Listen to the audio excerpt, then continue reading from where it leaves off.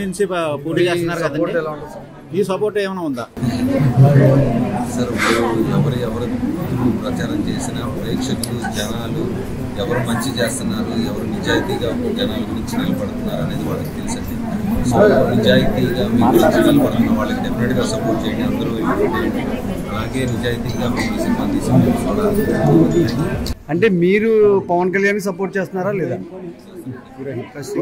ఈరోజు కాకినాడ, రాజమండ్రి, రేపేమో విజయవాడ ఇలాగా థియేటర్స్ దగ్గరికి వెళ్ళి ప్రేక్షకుల రియాక్షన్స్ అది తీసుకుంటున్నాం. 3 సంవత్సరాల నుంచి చాలా కష్టపడి చేసిన సినిమా, చాలా ఇష్టపడి ప్రేమించి చేసిన సినిమా మేఘాలయ.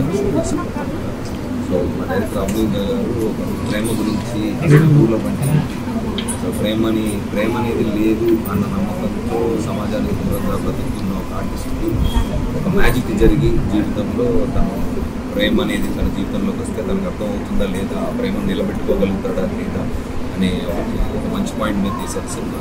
సో చాలా బ్యూటిఫుల్గా వచ్చింది. నిన్న నుంచి ట్రైలర్ రెస్పాన్స్ కూడా చాలా బాగుంది. అయితే మొదటిసారి మామూలుగా సినిమా రిలీజ్ అయిన తర్వాత ప్రేక్షకుల మధ్యలోకి వెళ్ళడం అనేది జరుగుతుంది. కాకపోతే నేను ఈ సినిమా పాయింట్ చాలా మంచిది, ట్రైలర్ కూడా చాలా బ్యూటిఫుల్గా ఉందనుకున్నాను.